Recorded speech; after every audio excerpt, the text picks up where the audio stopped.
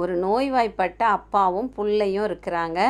பிள்ளைக்கு தன்னோட உயிர் போகிறதுக்குள்ளே ஒரு கல்யாணத்தை பண்ணி பார்த்துடணும் சொல்லிட்டு அப்பா பொண்ணை எங்கேயோ தேடுறாரு. ஆனால் பொண்ணு கிடைக்கவே இல்லை.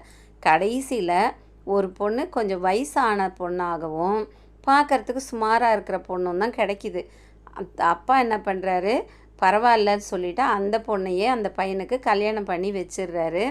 வச்சுட்டு தான் சேர்த்து வச்ச நகை, பணம், சொத்து எல்லாத்தையும் அந்த பொண்ணுக்கிட்ட கொடுத்து, இந்தம்மா இனிமேல் இந்த குடும்பத்தோட பொறுப்பு உன்கிட்ட தான் இருக்குது சொல்லிவிட்டு இறந்து போயிடுறார். இந்த பொண்ணும் என்ன பண்ணுறா, அப்படியே வச்சுக்கலாம், அதை எடுத்துகிட்டு போய் அவங்க புருஷங்கிட்ட கொடுத்து, இன்னாங்க இந்த நகை பணம் எல்லாத்தையும் நான் என்ன பண்ணணும்னு சொல்லுங்க அப்படின்னு கேட்குறா. அதுக்கு அவங்க வீட்டுக்காரு, உனக்கு என்ன செய்யணும்னு தோணுதோ அதை நீ செய்ய அப்படின்னு சொல்லி திருப்பி கொடுத்துட்றாரு. இதை கேட்டவுடனே அந்த பொண்ணு அழகான தேவதையாக மாறிடுறா.